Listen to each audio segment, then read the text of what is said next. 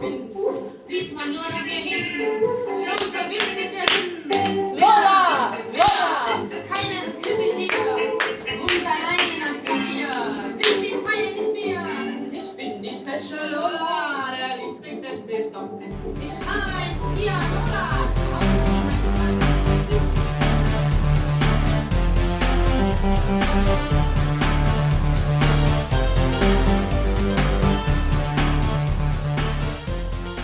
Hello, this is Ozone Ocean. Welcome to Quirkcast number 316.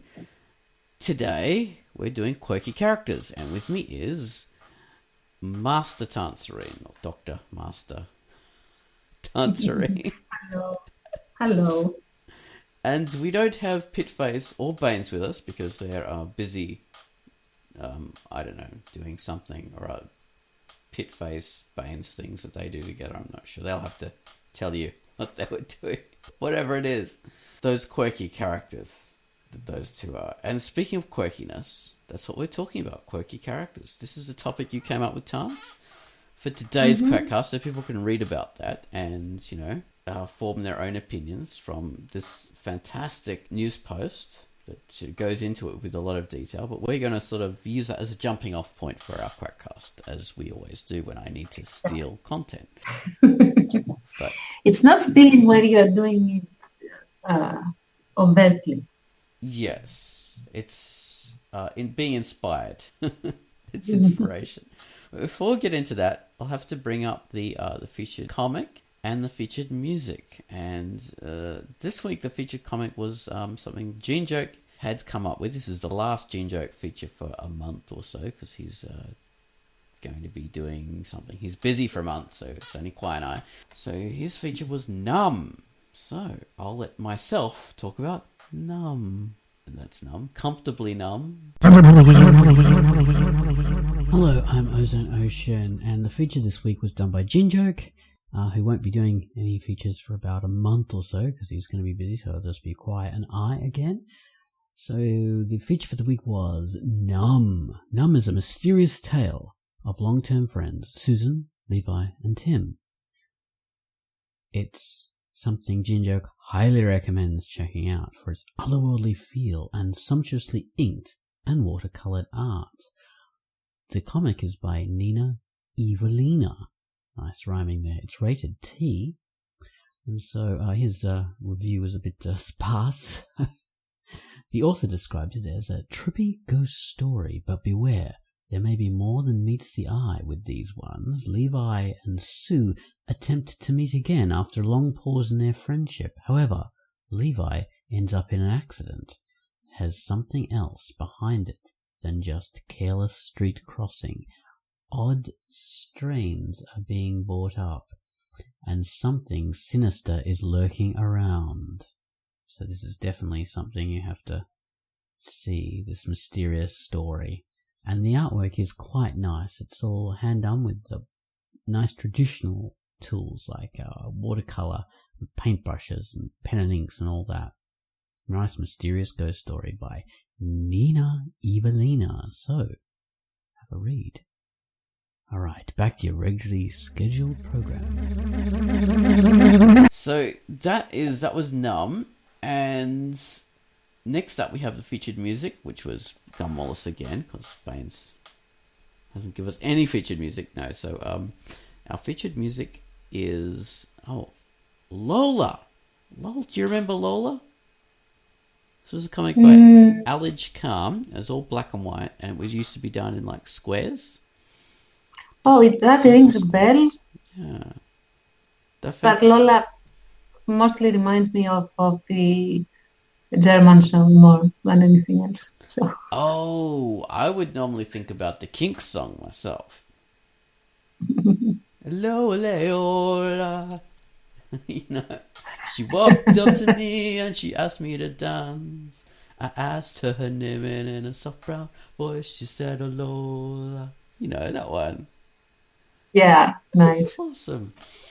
I'm not going to sing in German though, so no. Didn't Pitface sing Lola? Yes. You have to find that clip. I will. And that will be her feature. for today. Yes. I will insert that after the featured music, and she will sing the theme, the Lola song. So Lola, the music, how would I describe it? Well, where am I? Where? The essence of cool, grooving into the night, dressed in cool white, all eyes on you, bathed in soft pastel lights, restless feet throbbing, pulsing sound, stepping to the beat. So there we are. That's Lola. Take it away, Mr. Gumbo. Awesome.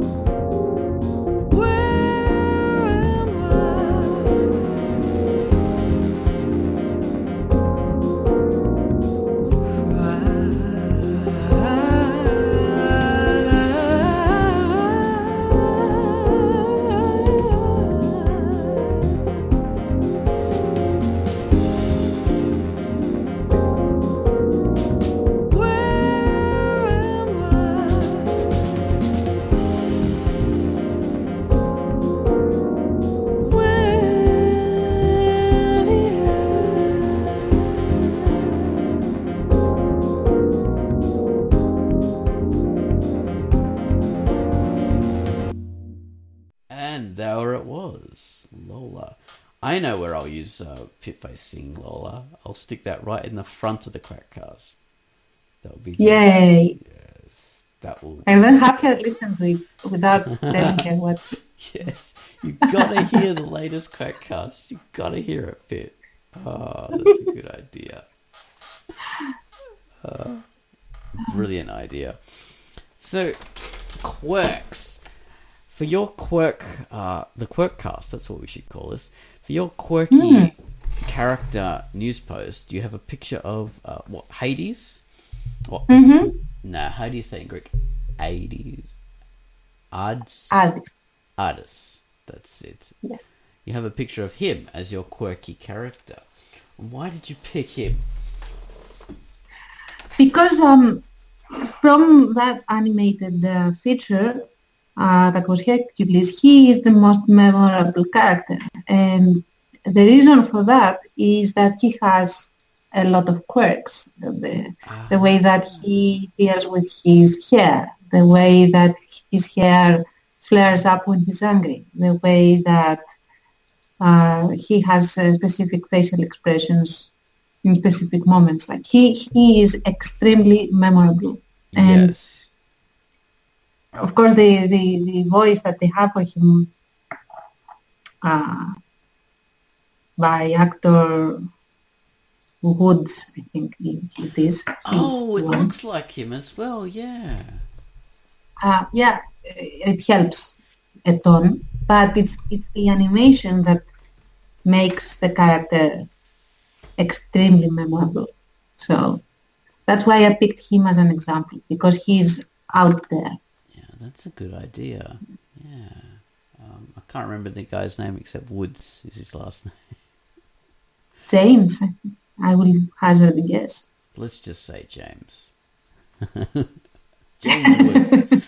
It has his eyes and the quirky mannerisms of the actual actor. So the frown lines, drooping nose, deep eyes. Yeah, the harsh lines on either side of the mouth, which all serve to make a memorable character.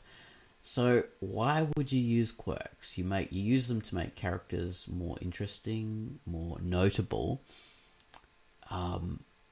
Something for the audience to really get their teeth into.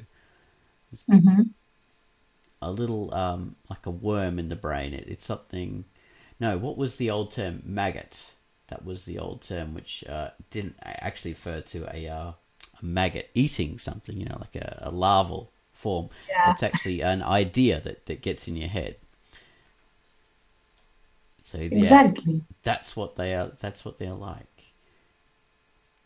Okay, and you've given us some examples of some quirks like Lucky Luke rolling his cigarette one-handed, just to show he's Yeah. cool. Yeah. Gaston, His dexterity and everything. Yeah. exactly.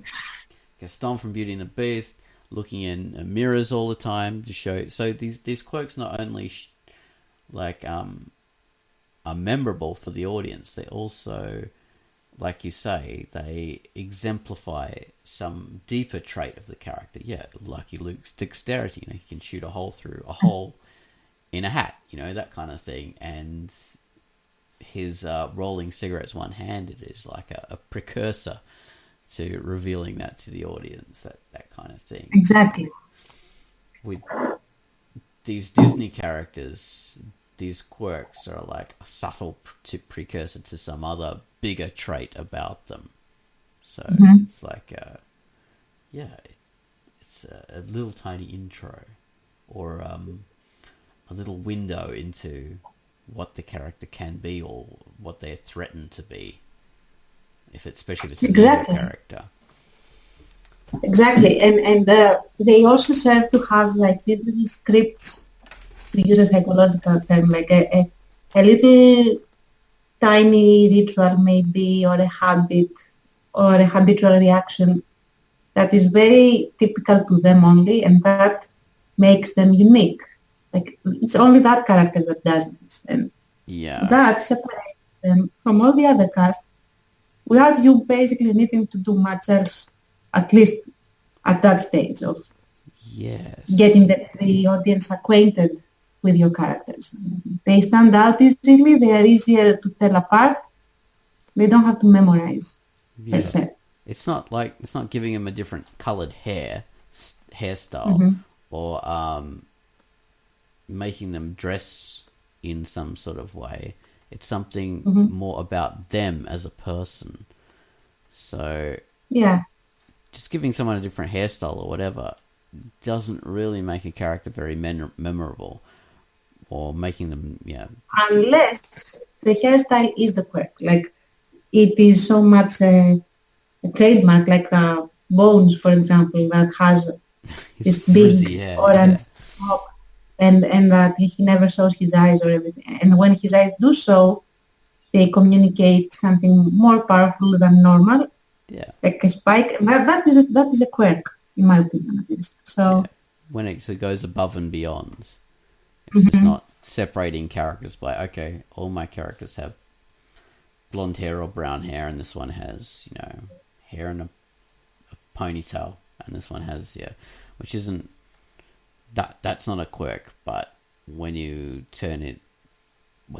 make it a quirk, you put more focus on it, so you make sure people notice it more. It's not just a slight differentiation from the other characters. It's something that is really unique. Then it becomes a quirk. Like Pinky, that has pink hair, and it's not natural. He dyes it. So, well, in other areas, in other comics, it could be natural. Okay. But she actually chooses to have pink hair and maintain it. So that is her quirk, and that and the ventilated trousers. So the ventilated trousers, yes. Yeah. Very good point. Yeah, that is a quirk. Yeah, it's specific to her, and she does it for whatever reason. I still haven't given a reason in my comic anywhere why she does that. I have to do that, and I give her an origin story. You don't have to do that, do you, in a comic? But it does give you... Maybe sometimes it's better not to have an origin story, like they say for the Joker. Like, nobody wants to know his origin story. But it does give you... doing this, it does give you like avenues to expand on your story. Legitimate avenues. Yeah. But yeah, this is a good idea. Quirks. It's I haven't really thought about that myself. Pinky has got that, but I haven't thought of that with minor characters and other characters that you introduce. By giving them something interesting like that, can automatically make them a lot more memorable to the audience, as you were saying to me before, and make them care about them more when something happens, because people become invested in them. So I like that idea. Yeah. Or at least they are emotionally engaged. It might be something irritating and the character becomes annoying. But that also is an emotional engagement, provided that you want your audience to be annoyed by the character. Because if you don't, then they do become annoyed. Then yeah, that's a misfire there. Yeah, having people emotionally engaged to your characters, whether it be a positive or a negative one, I think is the key. Yeah. Because then they are into the comic, they're into the story, and they follow it. Exactly. And the more people care about characters, the more they will engage with the story. You can have the most interesting plot in the world, but people will never be as interested in the plot as they are in characters. What I mean is you become far more emotionally attached to stories because of characters than you do to plots. Yes, even when a story is all plot based, it's the characters that bring it to life and make people love it, which you need in a comic, because it takes place over such a bloody long time you forget the story. Exactly. With our comics. And sometimes, sometimes the audience might remember the character by the quirk more than the name, especially if the names are, for whatever reason, hard. Yeah. Like, for example, in my comics that they have Greek names, maybe it's not very easy to remember them. So if they have quirks, you can, or if they have some distinguishing characteristic, you can remember them, like, the guy with the afro, or the guy with the scars, or the guy with the Tottenkamp. Yes. That sort of thing. Exactly. So, and it still works. You don't actually need to remember the names per se. You only need to remember the character and what the character does. Exactly. And the worst thing you could do is have main characters especially, that you can confuse with other main characters. So they become so generic that the audience can't tell them apart, which is, I mean, if that can be like a deliberate thing, everything can be deliberate, which is fair enough, but most of the time it's not. It's usually a mistake. Yeah. It really is. But you can pray that it can become like a happy mistake if it does happen and you take it and you notice it, then you can still do stuff with it. Yeah. So if you notice it, then give them individual quirks. So there's no way for the audience to tell them apart without the quirk, and that works great. Yeah, one of them likes to smoke and the other one doesn't. Those kind of things. Which exactly. Coming back to that the idea of introducing quirks. When I have like minor characters that are just, one shot, or just, not one shot so much, but they come in and they're just like minions or background characters, that's a great way of giving them more life and having something more to them, giving them some kind of little thing. It's way more, it's a way better idea than trying to make them interesting by, giving them a fancy hairstyle or giving them interesting facial features or whatever. Just give them a little thing, like maybe they like to look over the top of their granny glasses, or I'm just looking at a comic page here that's got that sort of thing to it. Or maybe they like to pick their nose, that kind of thing. Yeah, exactly. Or, for example, they don't have, they will not smile at obvious things that they should be smiling at. Or they seem to be completely tone deaf when it comes to emotions. They don't react. And that can actually even be a gag if you are making that sort of comic. Like you have this character that just will not react to anything. Yeah. So then when they do react, it is more of a punch. Especially when they react when they shouldn't be expected to, for whatever reason. Good way of doing a psycho character. Things like that. Yeah. Mm-hmm. That is such a damn good idea. It makes me want to do more side characters, actually. It does. Mm. At the moment, the only... Your characters are full of quirks, though, even though you hadn't thought about it. But yeah, at least your three main ones that we follow, they are very distinct in what they do and what they are. They are. Cece, her main quirk is always to have a heart on her crotch, which I forgot to do at the latest page that she's in. How could I? Maybe that's a plot point. Maybe there's a reason that I've done that. Exactly. She's lost her heart. Oh God, I can't believe I did that.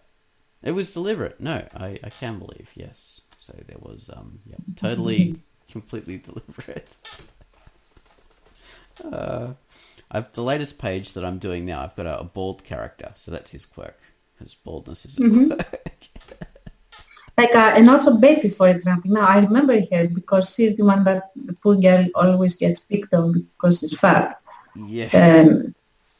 Exactly. Well, that is a thing. Weight that separates it from the rest.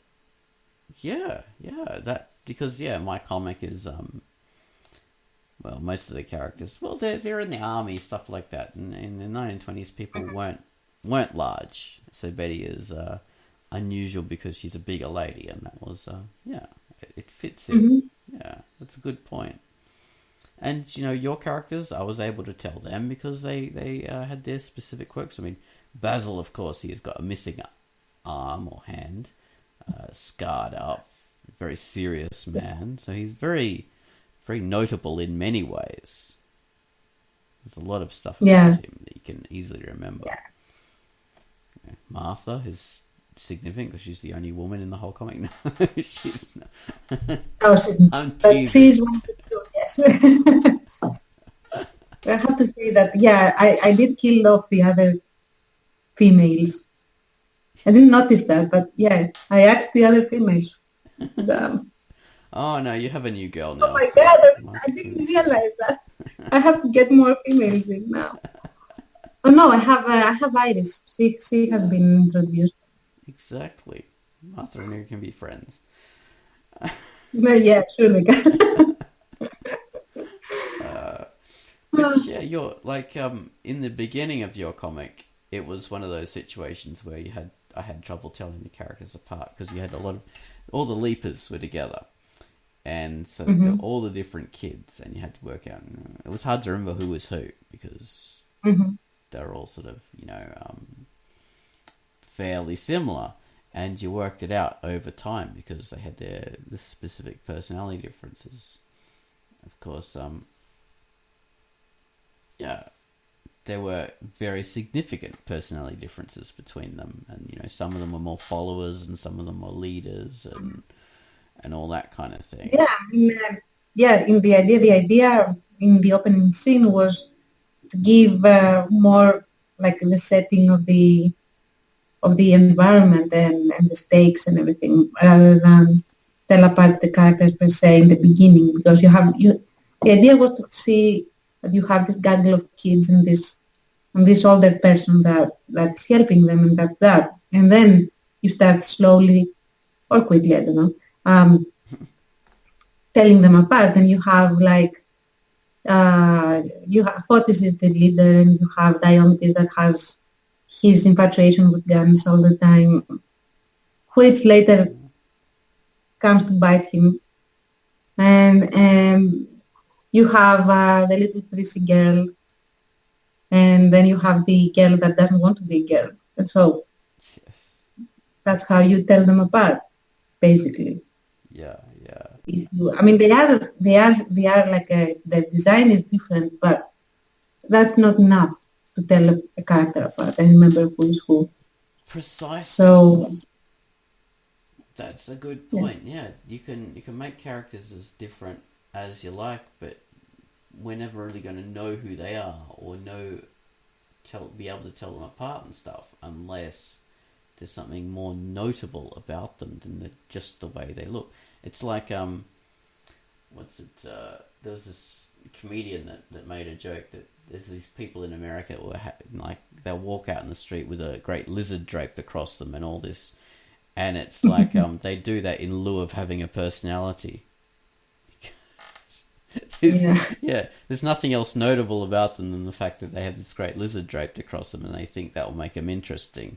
But no, you actually have to have some kind of more to you than just your physical traits. It has to be something more of a quirk than just something that's totally superficial. And that goes for both your heroes, like the good quote unquote guys, whatever, and your villains, like your protagonists and antagonists, like, because especially like in my comic they are all in uniform, so it's really easy to have like the same guy. So you would have to make the personalities stand out a lot and to tell them apart as significant characters in your story, in the story, in my story, for this example. So that's why I have, of course, now I killed him. So I have to introduce another person now to fill in the spot, and he's coming. But I had this overzealous Nazi type and this reluctant Nazi type, but they are both very good friends. So you have this contrast, I hope, between having these people that are really good to each other, be not so good to others, but are out of their group. So yeah, that's the main idea. And I do try to have like one of the guys that's not supposed to be antagonist, like Bomb, who is not pretty, like he's not handsome, but he is the one that goes after the ladies all the time. So I did try to give him a scene to show that. That's a good quirk to have. Yeah, that really, and it's a believable quirk too, isn't it? That, these characters do that kind of thing. Like we were saying before, it's like it's a window into other aspects of the character and their personality. That's a good idea. Yeah. Yeah, it makes me think that I should be more clever with my quirks that my characters have. And I still do think that yours are very high in relief. The ones that you focus on, at least. Yeah. I don't think that they are lacking. I mean, I've given, like, in some sense, Pinky has, like, underarm hair, which is a bit of a quirk because people don't expect that. Ladies should be shaved and stuff like that. And that is a bit of a more window into her character. She's someone who doesn't really care so much about the mores and what people should do. She's going to go her own way regardless. So, yeah, that kind of thing is a good. I think her trapdoor is more underlining that part than her armpit. Yeah.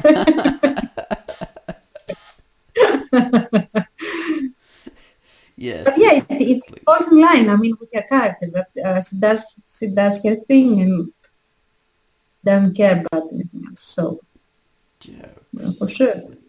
Yeah, I've just got to work harder on giving. I always think I haven't done that enough with, say, a character like Cece. I always worry that she's too bland as an evil character. I have to give her more. I don't know. She reminds me a bit of my Nazi guy that I axed. like in the sense that she's like a train, and that she is interested in whatever it is that is her side's creed, and that's that. And there is nothing else. And we don't consider anything else. There is no ethics that go into the equation at all. So, yeah, I think that she's actually very consistent. Yeah, oh, thank you. It's coming across then. Yes, I'm just enchanted with your idea of characters, rolling cigarettes with one hand and all that kind of thing. Now that has come into my brain that we have to have characters that do those kind of things. Yeah. It don't have to be. I mean, most of these comics that I referenced, they are of a particular logic and genre, in the sense that they are more on the comedy side than they are on the drama side. Both Lucky Luke and Asterix and everything. They satirize. They're basically comedy comics, and although they are on a graphic novel level storytelling, so they would have these quirks because they are larger than life. Okay. Yeah. So I do think that it depends also on what type of comic that it is that you are making, but the quirks have to match, in the sense that if it's like very down to earth, gritty, and the quirks cannot be fantastical, because they will stand out as alien to the story and alien to the characters and to the setting. Yeah. Like if I have, this is why Basil smokes pipe. He cannot roll one-handed, because it doesn't happen in real life. You cannot really do that. So that's a good point. And that's why he smokes a pipe, because it's something that he can do with one hand. He wedges the pipe between his knees. So if I had, I mean, he's a very dexterous guy, and he has a really a fighting style that pushes a little bit on the boundaries of reality. Huh. But there are certain things that he can't do because he's one-handed. And if I cross certain lines, I think it would become too fantastical.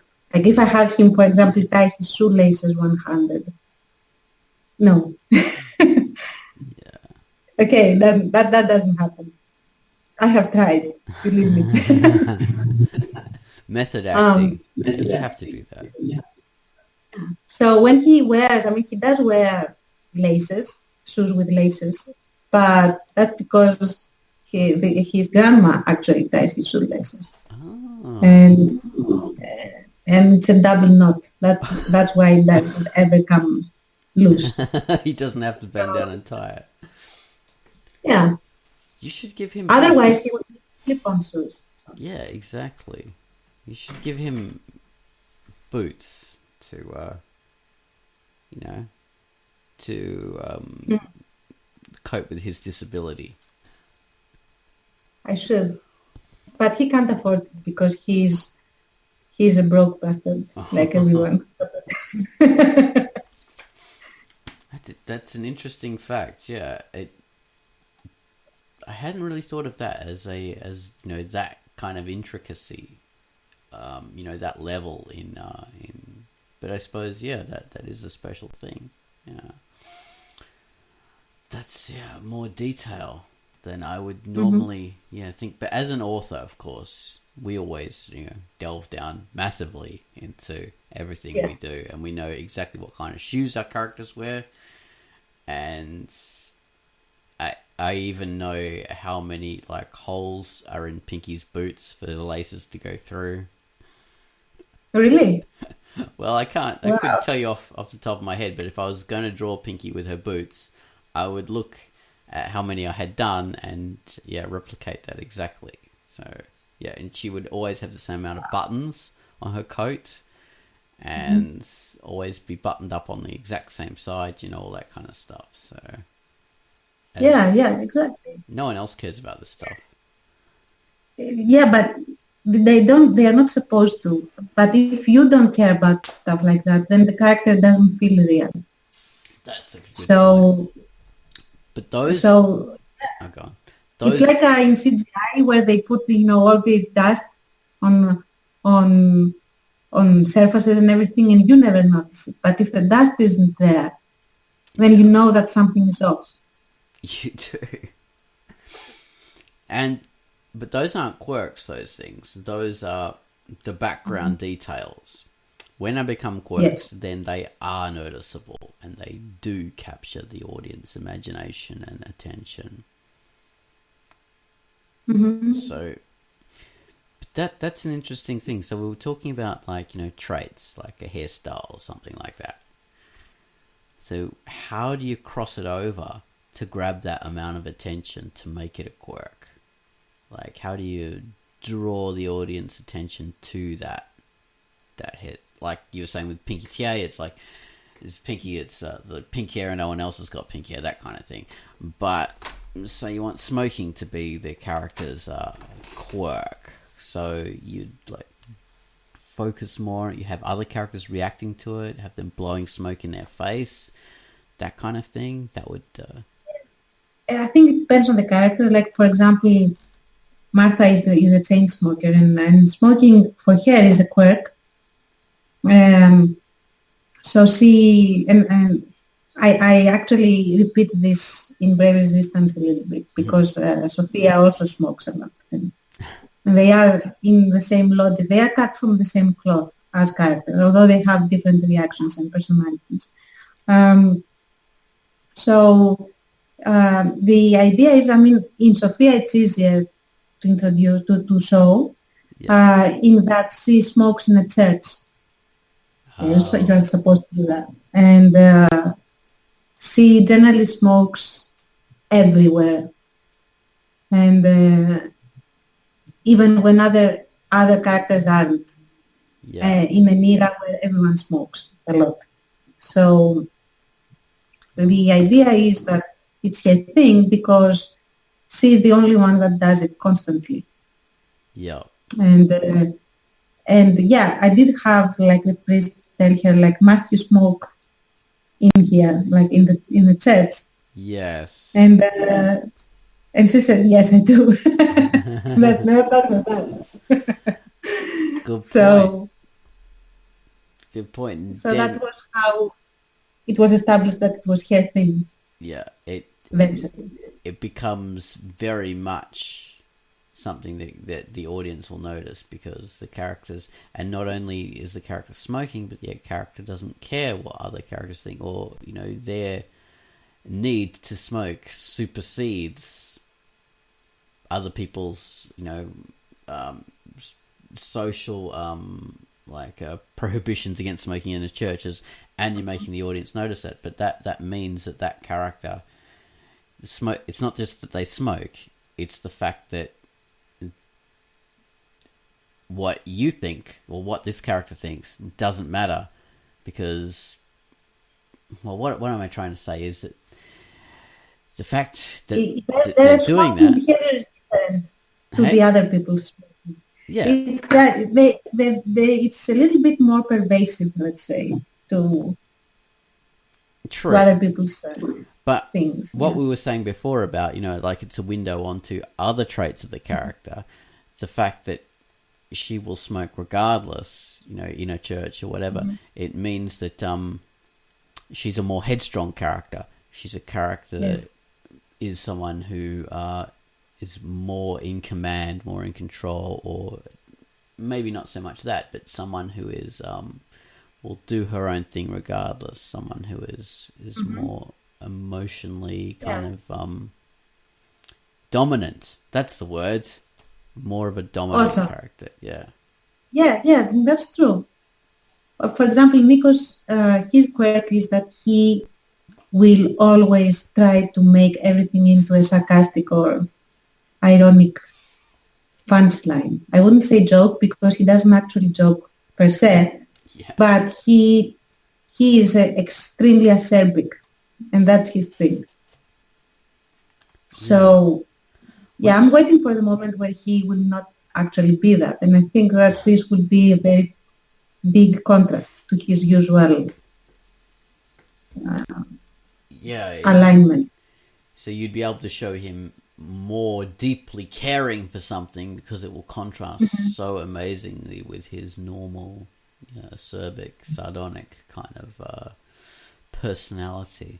But the fact that he is acerbic is, not just something you take on face value. He's not just acerbic because he's acerbic.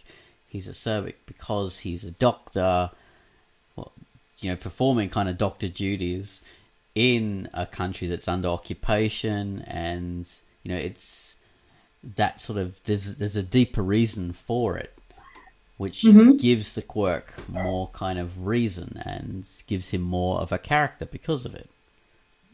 Yeah, he does it for him. It's the way that he copes, basically. Yeah. That's how he copes with everything. It's like a shield that he has around him that he expresses in that manner. And I think that the way that it's shown that it is a quirk is that the people that know him don't take it into consideration. They don't pay attention. They don't react to it. They don't get offended as by they would have. Yes. Yeah. It's they sort of roll with it more.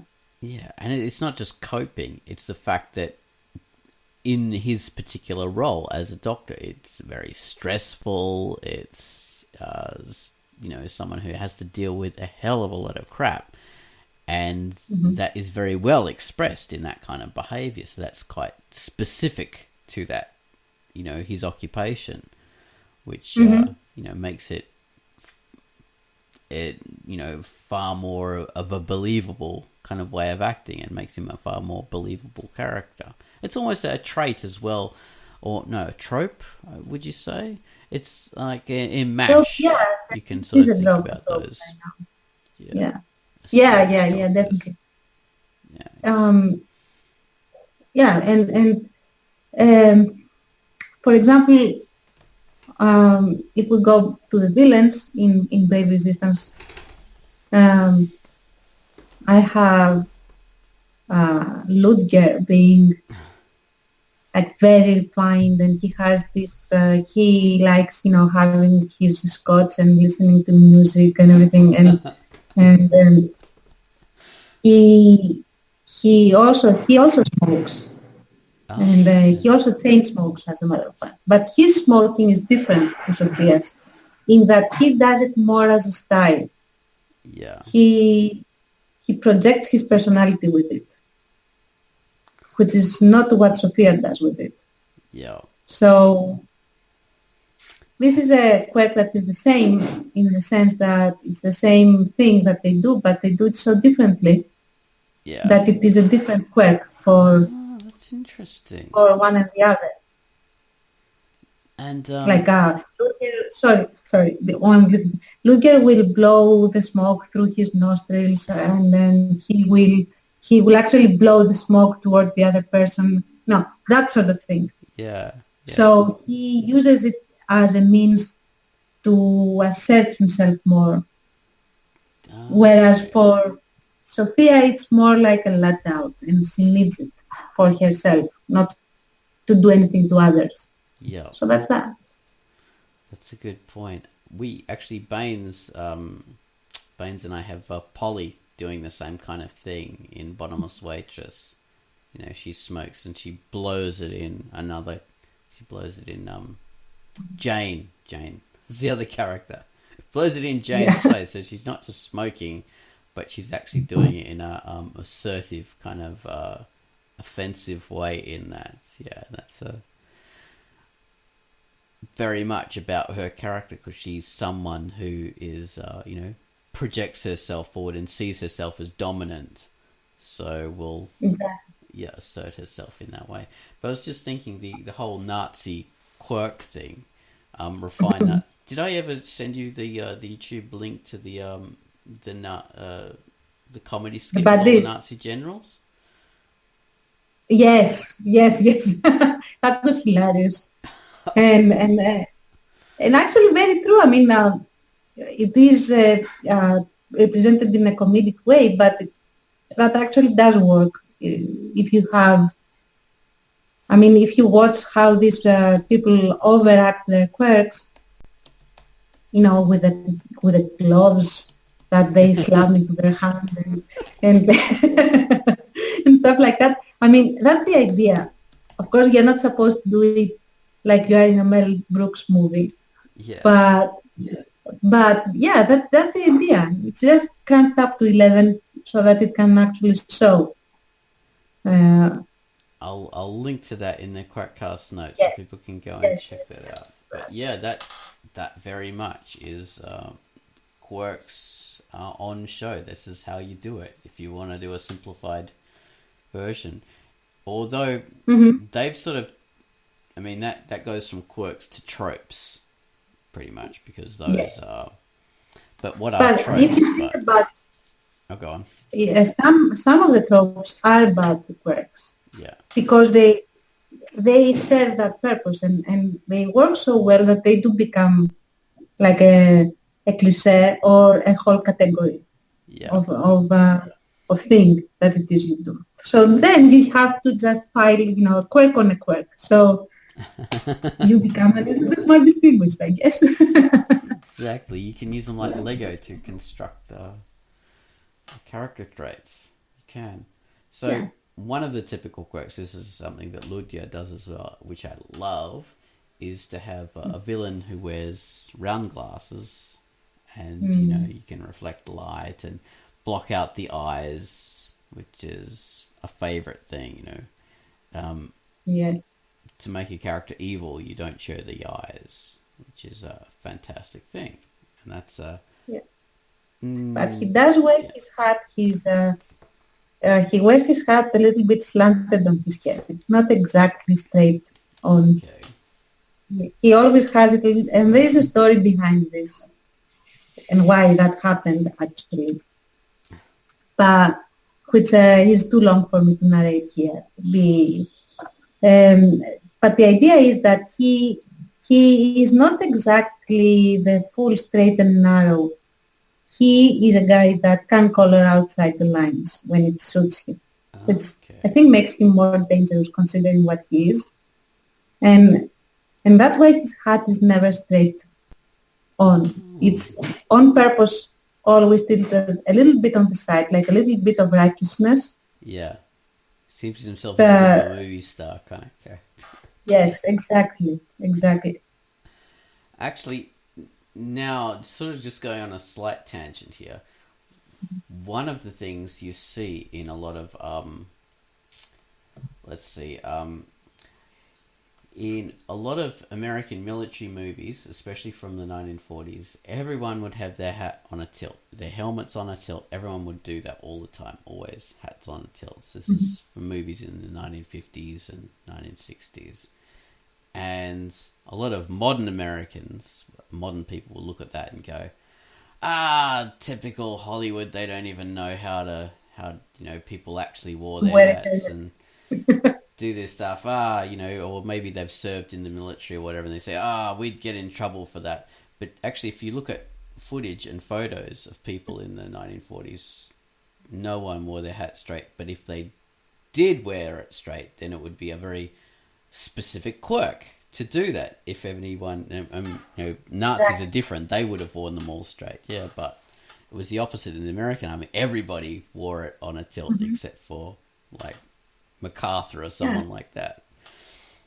So for a Nazi, a quirk would be a Nazi. I don't depict that in my comics because it would be a bother to draw, to be honest, and that's why.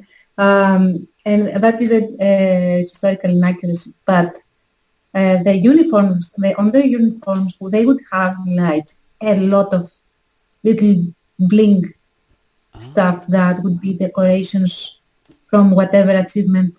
Because they were like a video game, achievement unlocked like every 2 seconds. So you'd have a little ribbon for when you have spent something like a month or 2 months or 3 months on the front, and they would have little badges for all sorts of things that they would have done and achieved. So you would have people wearing a lot of stuff on their coats. So a quirk would be a guy that wears none of this.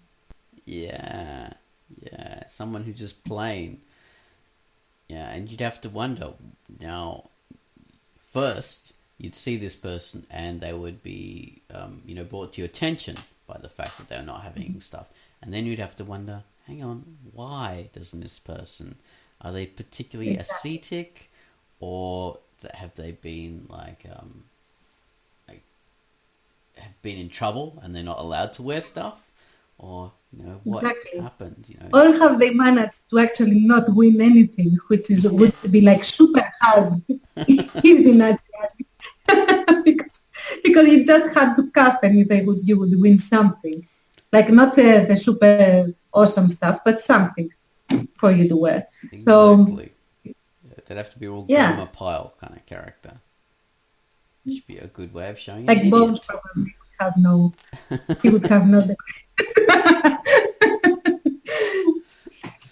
Yes, exactly. I've had Bones in Pinky Tia. You've got to have Bones in Without Moonlight. You have to. Oh my God! It'd be hard to fit him in. Yeah, if I did, he would steal the show because he would be like this exotic bird among all these finches that are now interacting. You should have him as a Nazi. Oh my God! Yeah, I could have. Actually, now if Didra was here, she would tell you that we have written stories, a lot of stories where Bones is in the Without Moonlight setting, and there was one whole arc that we did where he was two actually, where he was a Nazi for various reasons. So that was bombastic, but not. It wouldn't really. I mean, it would completely derail my comic because one of the things that I have been establishing, basically just for this new character Iris that has been introduced, is that all of the characters we have seen up to now dress very plainly, and they are very low key in a lot of things. As far as their outward appearance is concerned, because first of all they don't have any money for obvious reasons. Because all of these people, and I wonder that I have never been asked about this, that they are actually unemployed. They don't have work because everything has completely come apart in everyday life. Well, not all of them are unemployed, but most of them are. And they also need to be low key because they are, resistance and everything. So it wouldn't be nice to be attracting attention. But now that Iris is not that type of person, she is the one that dresses like at the peak of fashion, and she is always she has makeup on and everything. And I want her to have this contrast with these other people that are not like that. So that, I'm not sure if it is a quirk per se, but it is a thing that I wanted to be specific to her character, that she is a coquette in a sense.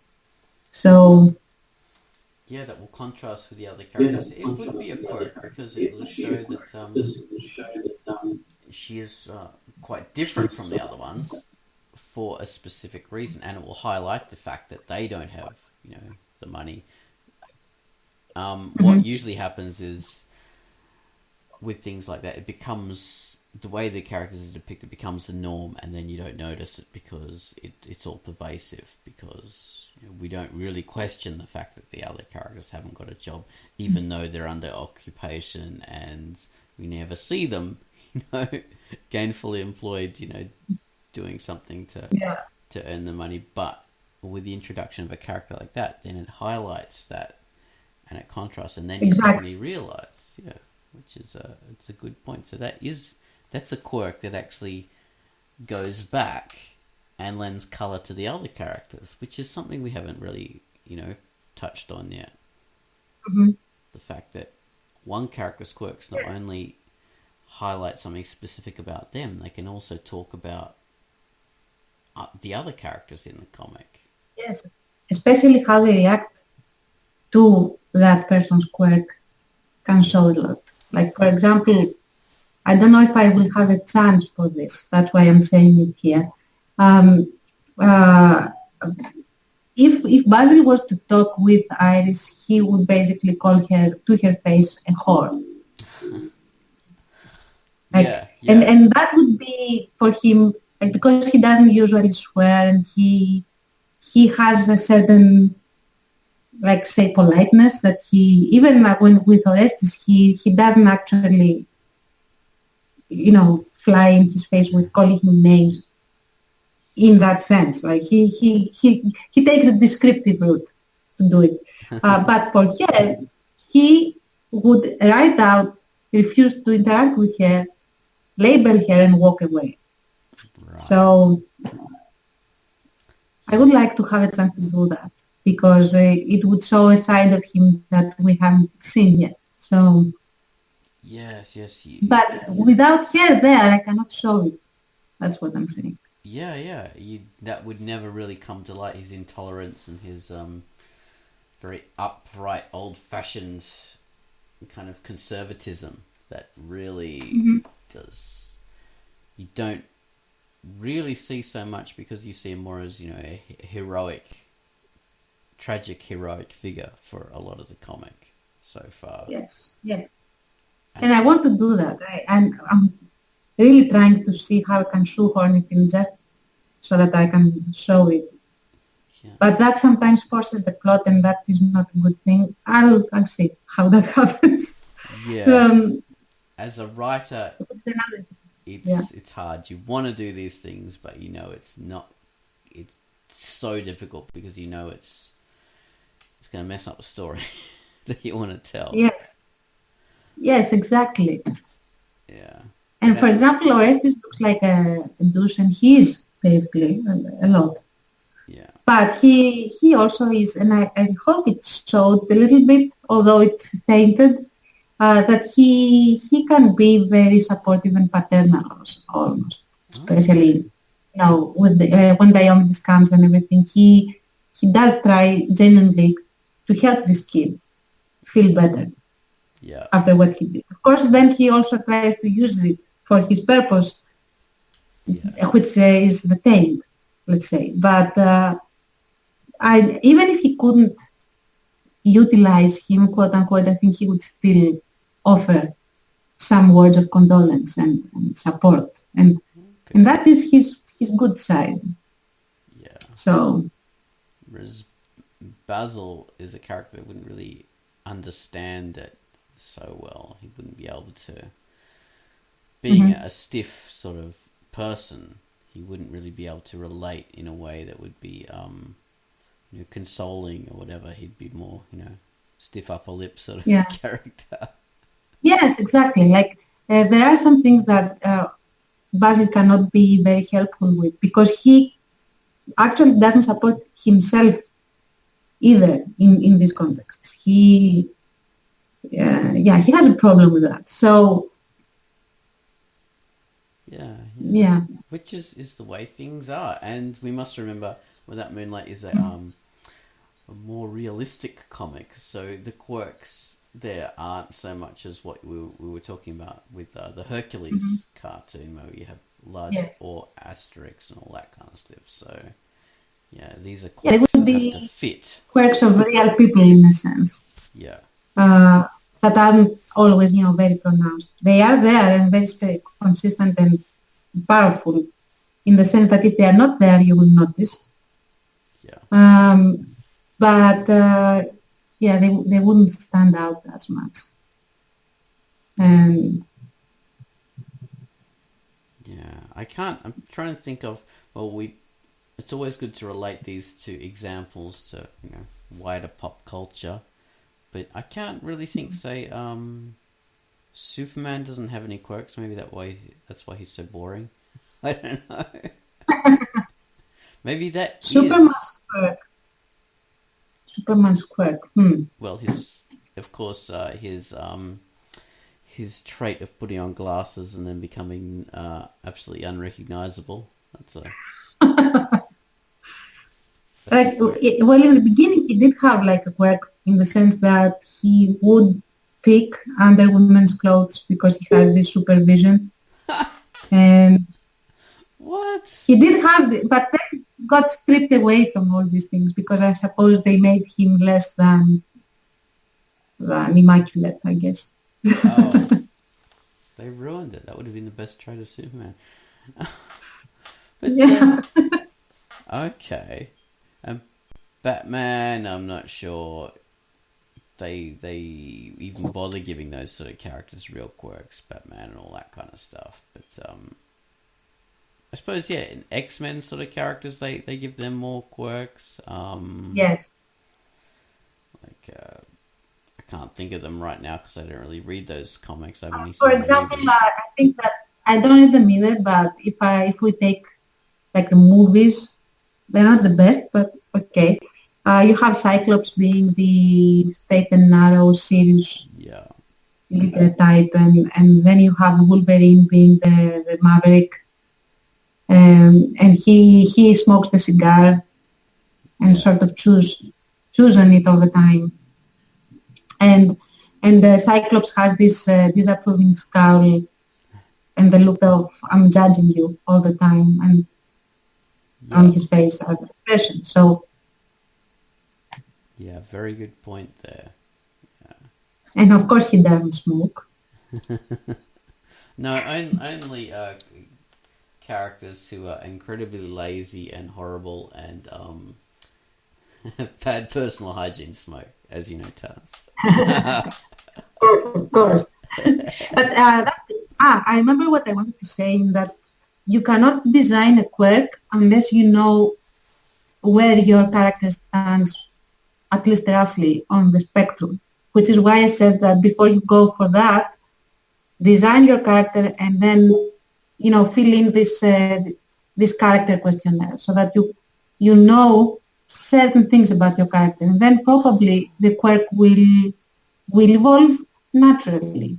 Because if they have this and this and this, or they want to do this and this and that, chances are that there is this range of things that would manifest in their behavior because they are who they are. So first, get to know your character, and then by the time you do, chances are that the quirk is already there. That's what I'm saying. Yeah. Yes. Very good point. So you've linked to a questionnaire that people can sort of just read through. This isn't some kind of automatic Facebook test. This is actually something you read through in order to learn more about your character. So yeah, it's like a questionnaire that deals with stuff that probably will never get into your story. But if you know your character that well, it will make the character feel more fleshed out and more. It's pretty damn good, yeah. It would tell you a hell of a lot about your character. So these questions are like, what do you consider your greatest achievement? What is your idea of a perfect happiness? What is your current state of mind? And these kind of things, my God, if you knew that about your character, suddenly you'd be able to write way better because they become so much more of a real person. You'll know how they're going to react and how they're going to think and respond to different things that other characters would say. And you really know their place in the world if you can know that much about them. And as you say, a quirk should manifest itself out of all this stuff if you know enough about the character. Yeah, it should. Yeah. And of course, again, it depends on what type of story you're writing, because if it is very realistic, then you will have very realistic things about your character. If it's larger than life, then the quirk probably will also be larger than life. If it's comedic, like comedy, and you would probably have comedic things or very, let's say, eccentric things happening there. Basically, that's it. Yes, very true. I was thinking of Peanuts characters. You know, they have their quirks. Mhm. Like, there's the one who's always hugging a blanket. There's Exactly. Pigpen, got flies around his head. Peppermint Patty, who has a little sycophantic character following her around all the time, and she's always like very mannish. The guy that plays a little piano all the time has a Yeah. tiny piano that plays. He does. All of this. I don't remember the names, but I remember them. I can't remember the names either. Linus, I think, on the piano. Oh, yeah, I think so. Sounds correct. I'll write that. Peanuts is a great example. So Now, who is the one that always tanks and fails in school? And I think that she was, I remember very well where she is having a party when she gets an N instead of a Z, but in the end it turned out that it was a Z and she was looking at it sideways or something like that. So, I mean, they are very, very distinct characters because they wear their personality on their sleeve, basically. So. Yeah.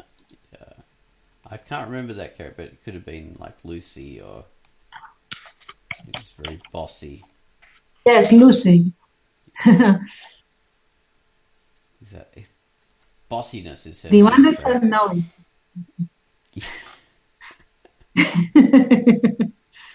Yeah. Oh, so Peanuts is a fantastic microcosm of characters that are totally defined by quirks. Totally. Even more than their personalities. They are quirks. Yeah, exactly. Well, That was a great example, as a matter of fact. Well done. thank you. Well, I think we're up to the hour now, and I will highly recommend you look at Peanuts as your research. And the questionnaires, which are you should know enough about your character anyway to be able to fill in those questionnaires. Yes. Of course. Oh, fantastic. Well, thank you very much for giving us this Quirkcast topic, Tanserine. You're very welcome. And Thank you for making it into a topic. That's all right. So, bye-bye, everyone. This has been Quirkcast 316. Thank you for listening. Bye.